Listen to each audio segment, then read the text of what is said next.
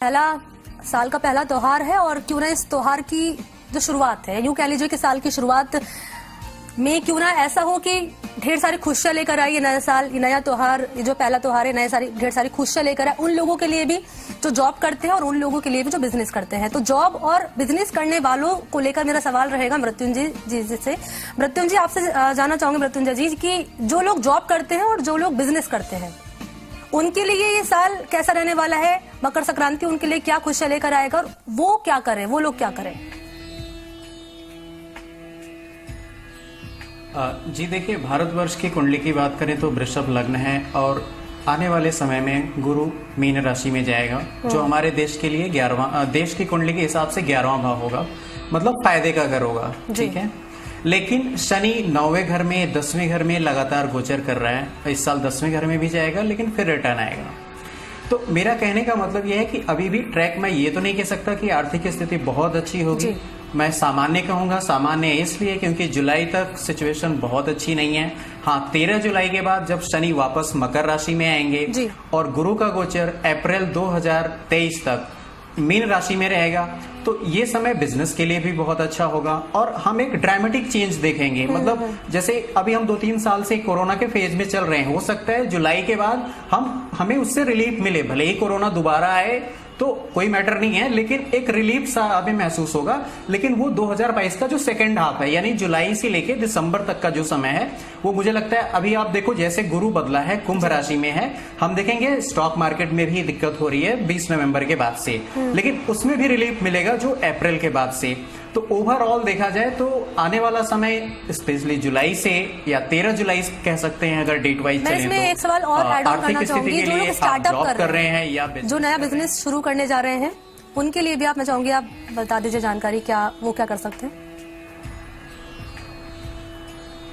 देखिए, जब भी आपको स्टार्टअप करते हो तो आपके पास कुछ समय बहुत अच्छा होना चाहिए। लाइक 2-3 साल आपके पास आपकी किस्मत आपका साथ देनी चाहिए, तब आप उसको रिटेन कर पाते हो और एक बार आप उसको स्टेबिलिटी दे पाते हो। तो इसके लिए मैं कहूंगा कि अप्रैल 2022 से अप्रैल 2023 जो गुरु का गोचर है मीन राशि में, वो मुझे काफी अच्छा लग रहा है। अगर कोई स्टार्ट करना चाह रहा है तो इस जुलाई के बाद आप बिल्कुल स्टार्ट कर सकते हो। और चूंकि अगर हम एक लॉन्ग टर्म में बात करें तो जो शनि का गोचर है, जो स्टेबिलिटी देता है, किसी चीज में स्थायित्व देता है, वो हमारे भारतवर्ष की कुंडली के लाभ भाव में ही जाएगा। अभी अगले साल 10वें घर में रहेगा 2 साल के लिए, फिर उसके बाद के 2-3 साल वो 11वें भाव में रहेगा। यानी कि हमारे देश की तरक्की तो एक स्टेप बाय स्टेप या एक स्लो कह सकते हैं, कभी ज्यादा कभी कम, हम ऊपर ही जा रहे हैं। हमारा ग्राफ हमेशा ऊपर ही जाएगा क्योंकि शनि का गोचर आने वाले कम से कम 8 साल तक हमारे देश की कुंडली के हिसाब से हमें सपोर्ट करने वाला है। तो ये बहुत अच्छा समय है। आप अगर अभी तक सोच रहे थे तो आप जुलाई के बाद बिल्कुल, जिसको नया स्टार्टअप स्टार्ट करना है या अपना खुद का काम करना है, वो बिल्कुल सोच सकता है। एक चीज मैं और ऐड करना चाहूंगा कि अभी देखिए 2020 में 2020, 21 और अभी तक बहुत सारे ऐसे कानून भी आए थे, जैसे अभी कृषि कानून आया था पिछले साल, तो काफी सरकार को विरोध का सामना करना पड़ा।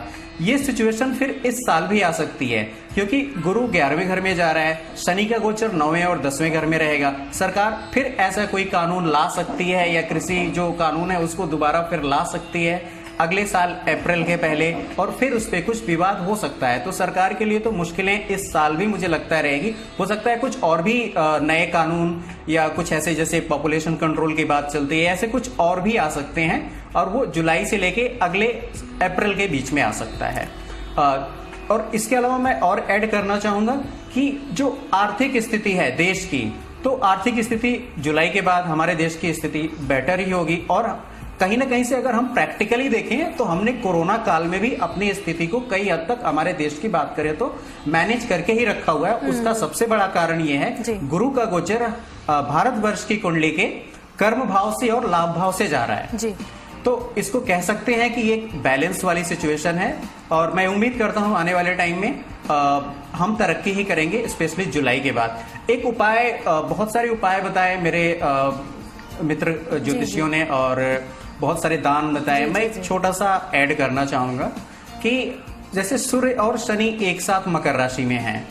शनि क्या है? बीमारी का कारक है। सूर्य क्या है? बीमारी को ठीक करने वाला, हीलर है, डॉक्टर है। ठीक, तो ये दोनों जब मकर राशि में है, कोरोना हम 2 साल से झेल रहे हैं, इस साल भी देखेंगे, तो जो सबसे अच्छा दान है और जो थोड़ा लॉजिकल दान है मेरे हिसाब से, अगर आप मेडिसिन का दान करें तो किसी ऐसे जरूरतमंद की जो अपनी मेडिसिन नहीं कर पा रहा हो या उसको इलाज की जरूरत है, ऐसे बहुत सारे एनजीओज हैं या बहुत सारे गवर्नमेंट के प्लान हैं, या आप खुद भी अगर किसी को जानते हो तो उसकी हेल्प आप जरूर करो। मुझे लगता है ये एक बहुत अच्छा उपाय रहेगा इस कोविड के सिचुएशन में भी और इन जनरल भी।